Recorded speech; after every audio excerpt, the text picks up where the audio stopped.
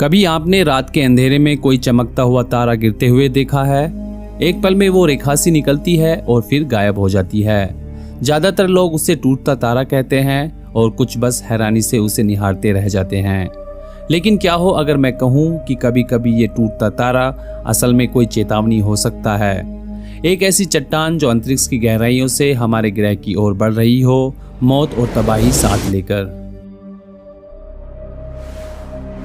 आज हम बात करेंगे उन्हीं चट्टानों की जिन्हें हम कहते हैं एस्टेरॉइड्स, और जानेंगे क्या वाकई कोई एस्टेरॉइड धरती से टकरा सकता है।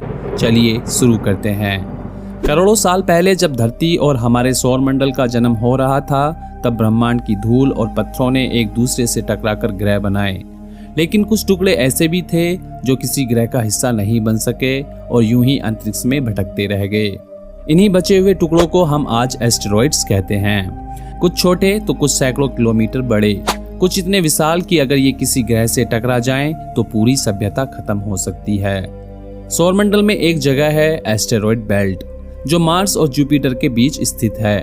वहाँ लाखों एस्टेरॉइड्स चक्कर लगा रहे हैं, लेकिन हर एस्टेरॉइड वहीं नहीं रहता। कुछ एस्टेरॉइड्स अपनी ऑर्बिट से बाहर आ जाते हैं और पृथ्वी जैसे ग्रहों के करीब पहुंचने लगते हैं। इन्हें कहा जाता है नियर अर्थ ऑब्जेक्ट्स, और अगर इनका आकार बड़ा हो और दिशा थोड़ी भी गलत हो तो टक्कर मुमकिन है। ऐसी ही एक टक्कर हुई थी आज से 66 मिलियन साल पहले। एक एस्टेरॉइड करीब 10 किलोमीटर चौड़ा पृथ्वी से टकराया। जगह थी आज का मेक्सिको।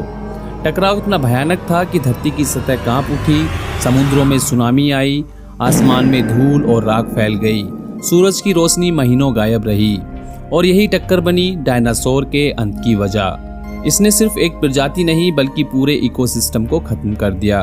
ये घटना हमें बताती है कि आसमान से आने वाला एक पत्थर धरती की कहानी को पलट सकता है। लेकिन सवाल ये है, क्या ऐसा फिर भी हो सकता है? वैज्ञानिक आज हजारों एस्टेरॉइड्स पर नजर रख रहे हैं। नासा और दुनिया की कई स्पेस एजेंसीज रोज उस अनदेखे खतरे को तलाशते हैं जो शायद एक दिन हमारी ओर बढ़ता नजर आए। एक एस्टेरॉइड है जिसका नाम है एपोफिस। इसका आकार है लगभग 340 मीटर और यह 2029 में धरती के बेहद करीब से गुजरेगा। इतना करीब कि हमारी कुछ सैटेलाइट्स उससे भी ऊपर होंगी। 2029 में तो यह सिर्फ पास से निकलेगा, लेकिन 2036 में इसके ट्रैजेक्टरी को लेकर कई बार डर जताया गया है कि क्या यह पृथ्वी से टकरा सकता है। अब तक के आंकड़े यही कहते हैं कि टकराव की संभावना बहुत कम है, लेकिन पूरी तरह से नामुमकिन नहीं।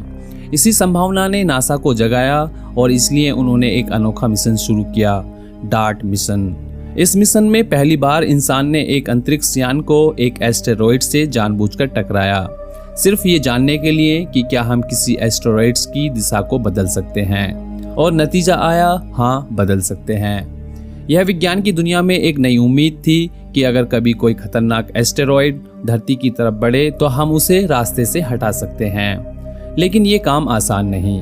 अगर समय रहते एस्टेरॉइड नहीं दिखा तो हमारे पास तैयारी का वक्त नहीं होगा। अब जरा सोचिए, अगर कोई एस्टेरॉइड्स मान लीजिए सिर्फ 1 किलोमीटर का ही हो और वो धरती से टकरा जाए, उसकी स्पीड होगी 70,000 किलोमीटर पर आवर। टकराने की ऊर्जा होगी हजारों परमाणु बमों के बराबर। टकराव से उठी गर्मी जंगलों को आग में झोंक देगी। अगर समुद्र में गिरा तो सुनामी लहरें महाद्वीपों को डुबो देंगी, और सबसे खतरनाक वो धूल और राख जो वातावरण में फैलेगी, वो सूरज की रोशनी को महीनों या सालों तक छुपा देगी। फसलें नहीं उगेंगी, तापमान गिर जाएगा, जानवर और इंसान दोनों भूख से मरने लगेंगे।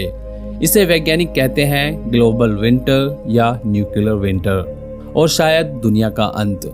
इसलिए आज विज्ञान का सबसे बड़ा हथियार सिर्फ तकनीक नहीं बल्कि वक्त पर चेतावनी है। जितनी जल्दी हम एस्टेरॉइड को देखेंगे उतनी जल्दी हम उसकी दिशा बदल सकते हैं, और यही है इंसान की सबसे बड़ी ताकत, तैयारी। आज हम आकाश की ओर देखते हैं, टेलीस्कोप्स, सैटेलाइट्स, एल्गोरिदम्स सब लगे हैं इस अदृश्य खतरे को पकड़ने में। हम एस्टेरॉइड को डिस्ट्रॉय नहीं कर सकते, लेकिन उसकी राह बदल सकते हैं। पर शर्त यह है, हमें वक्त चाहिए। अंत में बात बस इतनी सी है, आसमान का हर टूटता तारा सिर्फ एक नज़ारा नहीं है, वो एक संकेत भी हो सकता है, एक चेतावनी कि हम इस ब्रह्मांड में अकेले नहीं हैं और खतरा कभी भी कहीं से भी आ सकता है।